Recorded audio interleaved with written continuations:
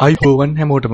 ඉතින් අද අපි එකතු වෙලා ඉන්නේ සෞඛ්‍ය හා ජනමාධ්‍ය අමාත්‍යාංශයේ සිසු හෙද පුහුණු පාඨමාලාව සඳහා බඳවා ගැනීමට සුසුකම් ලබා ඇති ශ්‍රී ලංකා පුරවැසියන්ගෙන් 2026 5 වෙනි මාසයේ 29 දින සිට 2026 6 වෙනි මාසයේ 30 දක්වා අයදුම් පත්‍ර කැඳවනවා කියලා ඔබව දැනුවත් කරන්න. ඉතින් මුලින්ම කියන්න ඕන මේ සඳහා අයදුම් කළ හැක්කේ මෙම අමාත්‍යාංශයේ මුල වෙබ් අඩවියෙන් පමණයි කියලා මේගොල්ලෝ මුලින්ම සඳහන් කරලා තිනවා. හරි. ඉතින් මුලින්ම ගැසට් නිවේදනයේ පරිදි මේගොල්ලෝ මුලින්ම විශේෂ කාරණු කීපයක් සඳහන් කරලා තියෙනවා. ඉතින් මෙතන සාරාංශයක් විදිහට ගත්තොත් මේගොල්ලෝ කියලා තියෙන්නේ එක් අයදුම්කරුවෙකුට ඉදිරිපත් කරන්න පුළුවන් එක් අයදුම්පතක් පමණයි කියලා. වර්ෂ කීපයකින් හෝ අයදුම්පත් එකකට වඩා ඔබ එවනවා නම් සියලුම අයදුම්පත් ප්‍රතික්ෂේප කරනවා කියලා මේගොල්ලෝ සඳහන් කරලා තියෙනවා. ඉතින් ඊළඟට මේගොල්ලෝ කියලා තියෙනවා අවස්ථාවන් සාධාරණව බෙදා දීම සඳහා එක් සිසුවෙකු පාඨමාලා කීපයකට ලියාපදිංචි වීම නිසා අනෙක් සුදුසු සිසුන්ට අවස්ථා අහිමි වී ඒක නිසා නුසුදුසු අයදුම්කරුවන් අයදුම් නොකළ යුතු අතර නීති උල්ලංඝනය කළහොත් ගෙසට් නිවේදනයේ නියමයන්ට අනුව ක්‍රියා කරනවා කියලා මේගොල්ලෝ සඳහන් කරලා තියෙනවා. ඉතින් අවසාන වශයෙන් ඔබ සත්‍ය තොරතුරු පමණක් ලබා දෙන්න කියලා මේගොල්ලෝ කියලා තියෙනවා. අයදුම්පතේ වැරදි හෝ ව්‍යාජ තොරතුරු ඇතුළත් කිරීම බරපතල වරදක් වෙනවා. ඊට අමතරව එවැනි අයදුම්පත් ප්‍රතික්ෂේප කරන අතර නීතිමය ක්‍රියාමාර්ග ගෙන රජයේ සේවයට නොසුදුසු ලේඛනයට ඇතුළත් කරන්නත් පුළුවන්. ඒක නිසා මේ ඇප්ලිකේෂන් එක හරියට පුරවන්න. නිවැරදි සත්‍ය තොරතුරු වලින් පමණක් පුරවන්න කියලා ආදරෙන් මතක් කරනවා. හරි. අපි බලමු මොනවද අවශ්‍ය අධ්‍යාපන හා වෙනත් සුසුකම් කියලා. ඉතින් මේගොල්ලෝ මුලින්ම අපොස සාමාන්‍ය පෙළ සුසුකම් විදිහට සිංහල භාෂාව හෝ දෙමළ භාෂාව හෝ ගණිතය, විද්‍යාව හා ඉංග්‍රීසි යන විෂයන් 4කට සම්මාන සාමාර්ථ සහිතව දෙවරකට නොවැඩි වාර ගණනකදී විෂයන් 6කින් අධ්‍යයන පොදු ජාතික පත්‍ර සාමාන්‍ය පෙළ සමත්ව දී තිබීම තමයි ඒගොල්ලෝ බලාපොරොත්තු වෙන්නේ. ඊට අමතරව අපොස උසස් පෙළ සුසුකම් විදිහට ගත්තොත් 2021, 22, 23, 24 වර්ෂයේ හෝ යන විභාගවලින් එකකදී අධ්‍යයන පොදු සහතික පත්‍ර උසස් පෙළ විභාගයේ ජීව විද්‍යා විෂය ධාරාවට අයත් ජීව විද්‍යාව, රසායන විද්‍යාව, කෘෂි විද්‍යාව, භෞතික විද්‍යාව හා ගණිතය යන විෂයන් අතුරින් විෂයන් 3කින් එක්වර සමත් වී තිබීම තමයි මේගොල්ලෝ බලාපොරොත්තු වෙන්නේ. එහෙමත් නැතිනම් 2021, 22, 23 වර්ෂයේ හෝ 24 වර්ෂයේ යන විභාග වලින් එකකදී අධ්‍යයන පොදු සහතික පත්‍ර උසස් පෙළ විභාගයේ භෞතික විද්‍යාව විෂය ධාරාවට අයත් සංයුක්ත ගණිතය, රසායනික විද්‍යාව, භෞතික විද්‍යාව හා උසස් ගණිතය යන විෂයන් අතුරින් විෂයන් 3කින් එකවර සමත් වී තිබීම තමයි මේගොල්ලෝ බලාපොරොත්තු වෙන්නේ. ඉතින් මීට අමතරව පුහුණු පාඨමාලාවට අදාළ වෙනත් සුසුකම් හා විශේෂ කරුණු ගත්තොත් පූර්ණ කාලීන පාඨමාලාවක් වන මෙහි කාල සීමාව අවුරුදු 3යි. පාඨමාලාව ඉංග්‍රීසි මාධ්‍යයෙන් හැදෑරිය යුතුය. 2026 5 වෙනි මාස 29 දිනට වයස අවුරුදු 18ට නොඅඩු හා 28ට නොවැඩි වෙන්න ඕන. ඊට අමතරව ඔබ උස අඩි 4යි අඟල් 10කට එනම් සෙන්ටිමීටර් 147.3කට නොඅඩු විය යුතුයි. අවිවාහක කෙනෙක් වෙන්න ඕන මේ තනතුරු සඳහා අයදුම් කරන්න. ඊට පස්සේ අවසාන වශයෙන් කියලා තියෙනවා ස්ත්‍රී පුරුෂ දෙපක්ෂයටම මේ තනතුරු සඳහා අයදුම් කරන්න පුළුවන් කියලා. හරි. අපි දැන් බලමු පාඨමාලාවට තෝරා ගන්න ක්‍රමවේදය ගැන. ඉතින් මුලින්ම කියලා තියෙනවා දිස්ත්‍රික්කය අනුව තමයි බඳවා ගැනීම සිදු කරන්න කියලා. බඳවා ගන්නා මුළු සිසු සංඛ්‍යාව දිස්ත්‍රික්කවල ජනගහනයට අනුව බෙදා වෙන් කරයි. ඊට පස්සේ වැඩිම ජනගහනයක් ඇති දිස්ත්‍රික්කවලට වැඩි අවස්ථා හිමි වෙනවා කියලා මේගොල්ලෝ සඳහන් කරලා තියෙනවා. ඒ ලෙවල් විභාග වර්ෂය අනුව කෝටා වෙන් කිරීම. 2021, 22, 23 සහ 24 ඒ ලෙවල් විභාග වර්ෂවලින් අයදුම් කළ සුසුකම් ලත් සිසුන්ගේ සංඛ්‍යාව අනුව අවස්ථා බෙදා දෙනවා කියලා මේගොල්ලෝ සඳහන් කරලා තියෙනවා. එක් වර්ෂයට ලැබෙන බඳවා ගැනීම සංඛ්‍යාව එම වර්ෂයේ අයදුම්කරුවන්ගේ ප්‍රමාණයට සමානුපාතික වෙනවා කියලා මේගොල්ලෝ සඳහන් කරනවා තියෙනවා. ඊට අමතරව විෂය ධාරාව අනුව අවස්ථා බෙදා දීම. ජීව විද්‍යා, බයෝ සයන්ස් සහ භෞතික විද්‍යාව, ෆිසිකල් සයන්ස් විෂය ධාරාවල අයදුම්කරුවන්ගේ සංඛ්‍යාව අනුව අවස්ථා වෙන් කරනවා කියලා මේගොල්ලෝ සඳහන් කරලා තියෙනවා. ඒ නිසා එක් විෂය ධාරාවට සාධාරණ නියෝජනයක් ලැබෙනවා කියලා මේගොල්ලෝ සඳහන් කරලා තියෙනවා.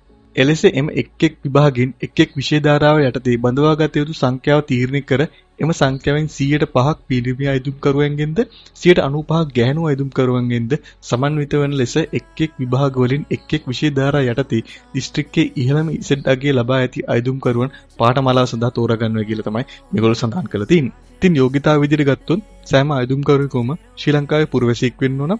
අයදුම්කරුවන් විශිෂ්ට චරිතයකින්ද යහපත් කායික හා මානසික සෞඛ්‍යයෙන්ද යුක්ත වෙන්න ඕන. මීට අමතරව දිස්ත්‍රික්කයේ වසර 3ක් අඛණ්ඩව පදිංචි වී තියෙන්න ඕන. ඒ කියන්නේ 2026 6:30 දිනට පෙර අඛණ්ඩව වසර 3ක් අදාළ දිස්ත්‍රික්කයේ ඔබ පදිංචි වෙලා සිටින්න ඕන. ඒ තහවුරු කිරීම සඳහා ඔබට ග්‍රාම නිලධාරී සහතිකයක් ඉදිරිපත් කිරීමට සිදු වෙනවා. වසර 3ක අඛණ්ඩ පදිංචිය තහවුරු කළගත නොහැකි නම් අයදුම් කළ දිස්ත්‍රික්කයේ පිළිගන්නේ නැහැ කියලා තියෙනවා. ඊට අමතරව ඒ වෙනුවට පෙර වැඩිම කාලයක් පදිංචිව සිටි දිස්ත්‍රික්කයේ සම්මුඛ පරීක්ෂණ මණ්ඩලය මගින් තීරණය කරනු ලැබෙනවා කියලා මේගොල්ලෝ සඳහන් කරලා තියෙනවා. ඉතින් මේගොල්ලෝ පැහැදිලිව සඳහන් කරලා තියෙනවා පාඨමාලාව සඳහා අයදුම් කිරීමට නොසුදුසු කට්ටිය. ඒගොල්ලෝ තමයි පළවෙනියෙන්ම දැනට රජයේ උසස් අධ්‍යාපන පාඨමාලාවක ඉගෙන ගන්න අය. ඒ වගේම දැනට විවාහයේ ලියාපදිංචි කර ඇති හෝ දික්කසාද වූ අයටත් මේ තනතුර සඳහා අයදුම් කරන්න බෑ. ඉතින් මෙතන සඳහන් කරලා තියෙනවා වෙනත් කරුණු යටතේ ඔබ යම් විශ්වවිද්‍යාලයක උපාධියක් සම්පූර්ණ කර සිටින අයෙක් නම් එම උපාධිය බලපැවැත්වෙන දිනේ effective date මෙම පාඨමාලාවට අයදුම්පත් කැඳවීමට දිනට එනම් 2026 6 වෙනි මාසයේ 30 වෙනි දිනට පෙර දිනයක් වෙන්න ඕන කියලා.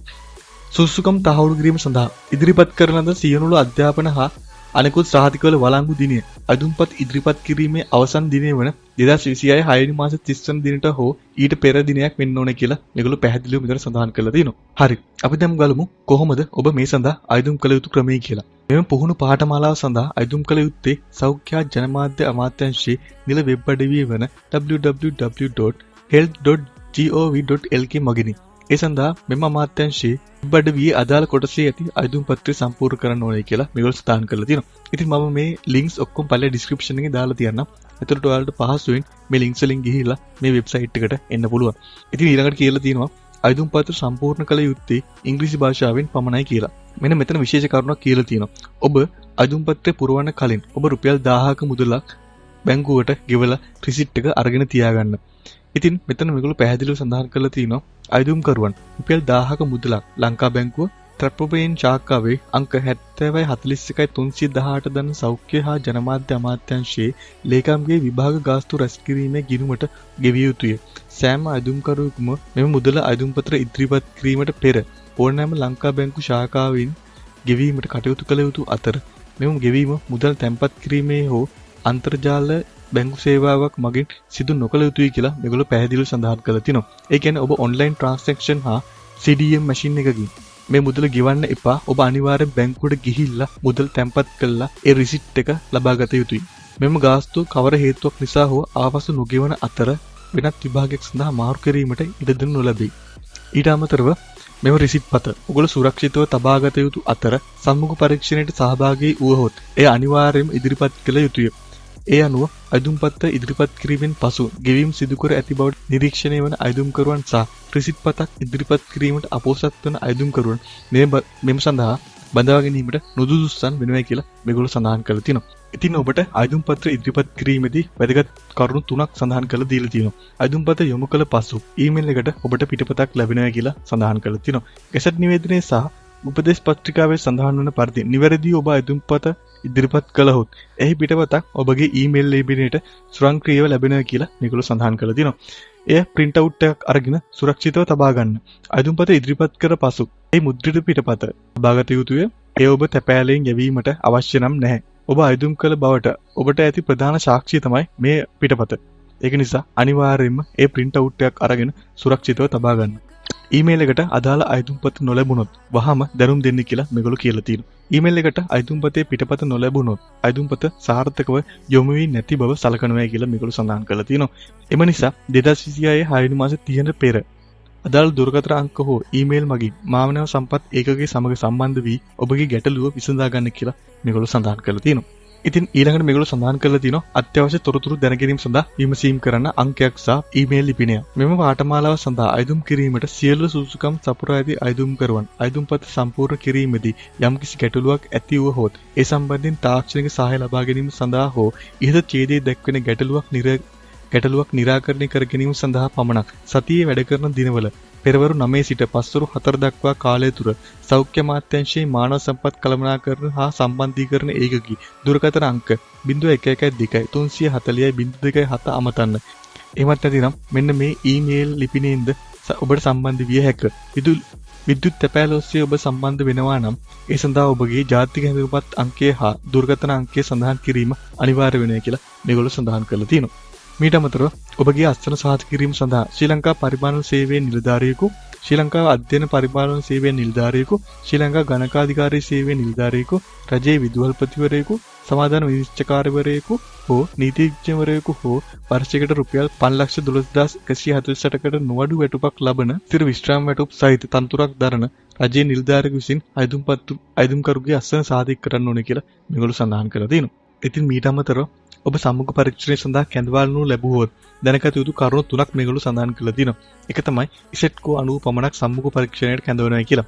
අවම අධ්‍යාපන සුසුකම් සම්පූර්ණ කළ අය අතරින් ඉසෙට්ඩකේ 90 ප්‍රමුඛතා ලයිස්තුවක් සකස් කරනවා. ඊට පස්සේ එම ලයිස්තුවේ ඉහළින්ම සිටින පිරිස් පමණක් සම්මුඛ පරීක්ෂණයට කැඳවෙනවා කියලා මේගොල්ලෝ සඳහන් කරලා තියෙනවා. මුල් සාධිකා ලේඛන ඉදිරිපත් කළ යුතුය. සම්මුඛ පරීක්ෂණයේදී අධ්‍යයන සුසුකම්, කායික යෝග්‍යතාව හා අනෙකුත් සුසුකම් පරීක්ෂා කරනු ලබයි.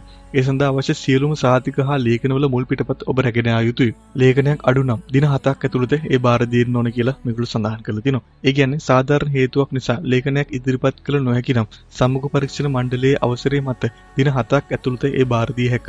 එසේ නොකළහොත් පාඨමාලාව සඳහා නුසුදුසු අයෙකු ලෙස සලකා කටයුතු කරනවා කියලා මේගොල්ලෝ සඳහන් කරලා තිනවා. මීට අමතරව ඔබ ඉදිරිපත් කළ යුතු ලේඛන කීපයක් මේගොල්ලෝ සඳහන් කරලා තියෙනවා. විද්‍යුත් මාධ්‍යෙන් උඩුගත කරන ලද අයදුම්පතෙහි මුද්‍රිත පිටපත. ඊට පස්සේ උපැන්න සාතිකයේ අපොස සාමාන්‍ය පෙළ හා අපොස උසස් පෙළ විභාග ප්‍රතිඵල ලේඛන, ඒ වගේම ඔබගේ ජාතික හැඳුනුම්පත හෝ වළංගු විදේශික ගමන් බලපත්‍රය හෝ වළංගු දේශීය වියදුරු බලපත්‍රය, ඒ වගේම රුපියල් 1000ක මුදල ගෙවූ බවට සනාථ කරන රෙසිට් පත, පදිංචිය සහතික කිරීම සඳහා ග්‍රාම නිලධාරිය විසින් නිකුත් කරන ලද පදිංචි සහතිකය, ඒ වගේම පාසල් හැර යාමේ සහතිකය, ඒ වගේම ඔබ විවාහය ලියාපදිංචි කර ඇති හෝ දික්කසාද වූ හෝ හයෙක් නොවන බවට සනාථ කිරීම සඳහා සමාදාන විනිශ්චයකරුවෙකු ඉදිරියේ රුපියල් 50ක මුද්‍රයක් මත අත්සන් කරන ලද දිවුරුම් ප්‍රකාශය සහ අවසාන වශයෙන් ඉහත පහ ඡේදයේ පහ 1 සහ පහ 4 දක්වා වූ අනුඡේද වලින් විස්තර කර ඇති පරිදි නුසුදුසුකම් නොපවතින අයෙකු බවට සනාථ කිරීම සඳහා වන බහුමාන සහතිකය. ඉතින් අවසාන වශයෙන් මේගොල්ලෝ තවත් විස්තර රාශියක් මෙතන සඳහන් කරලා තියෙනවා. ඉතින් පළවෙනිම කියලා තියෙනවා පුහුණු කිරීමේ පටිපාටිය පිළිබඳව, ඒ වගේම සේවය යුක්ත කිරීමේ නියමයන් මොනවද කියලා මේගොල්ලෝ සඳහන් කරලා තියෙනවා. ඉතින් ඔයගොල්ලෝ මේක කියවලා බලන්න පුළුවන්. හරි. ඉතින් මං හිතනවා අද වීඩියෝ එක ඔයාලට ගොඩක් වැදගත් වෙන්න ඇති කියලා. ඉතින් මේ වගේ තවත් රජයේ රැකියා අවස්ථා, රජයේ නිවේදන ගැන දැනගන්න අපේ YouTube channel එකත් එක්ක දිගටම එකතු වෙලා ඉන්න කියලා ආදරෙන් මතක් කරනවා. ඉතින් අපිව subscribe කරලා දිගටම අපිත් එක්ක රැඳී සිටින්න කියලා ආදරෙන් මතක් කරනවා. තවත් මේ වගේ වැදගත් වීඩියෝ එකකින් හම්බෙමු. සුබ දවසක්.